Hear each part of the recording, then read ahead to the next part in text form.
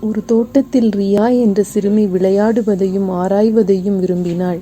தினமும் காலையில் தோட்டம் என்ன புதிய அதிசயங்களை கொண்டுள்ளது என்பதை பார்க்க ஆவலுடன் வெளியே செல்வாள். ஒரு மதிய வேளையில் ஒரு சிறிய பூச்சி ஒரு இலையை விழுங்குவதை அவள் கவனித்தாள். அதன் உடல் பச்சை, மஞ்சள் மற்றும் கருப்பு நிறங்களில் கோடு போடப்பட்டிருந்தது.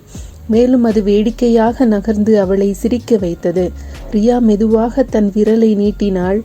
அவளுடைய கண்கள் மகிழ்ச்சியுடனும் ஆர்வத்துடனும் விரிந்தன.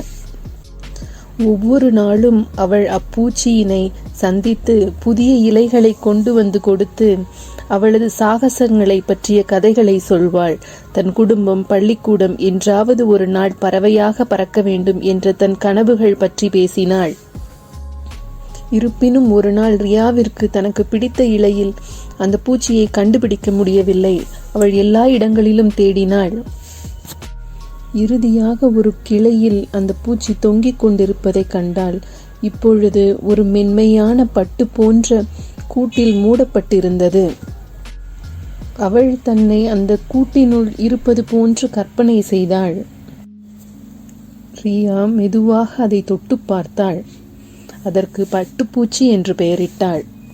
நாட்கள் வாரங்களாக மாறியது. ஒரு நாள் காலையில் அவள் தோட்டத்திற்கு சென்றபொழுது அக்கூடு நடுங்குவதை அவள் கண்டாள். அது விரிவடைந்து மிக அழகான பட்டாம்பூச்சி வெளிப்பட்டது.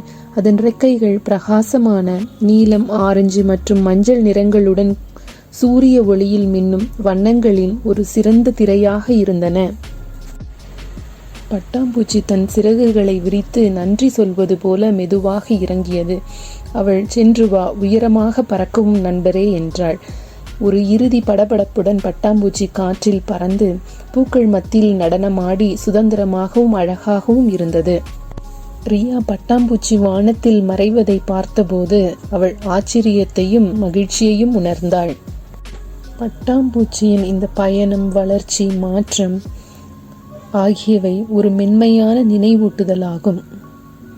நாம் எப்படி இருக்க வேண்டும் என்று நினைக்கிறோமோ அதுவாகவே மாறுகிறோம் என்பதையே இது காட்டுகிறது.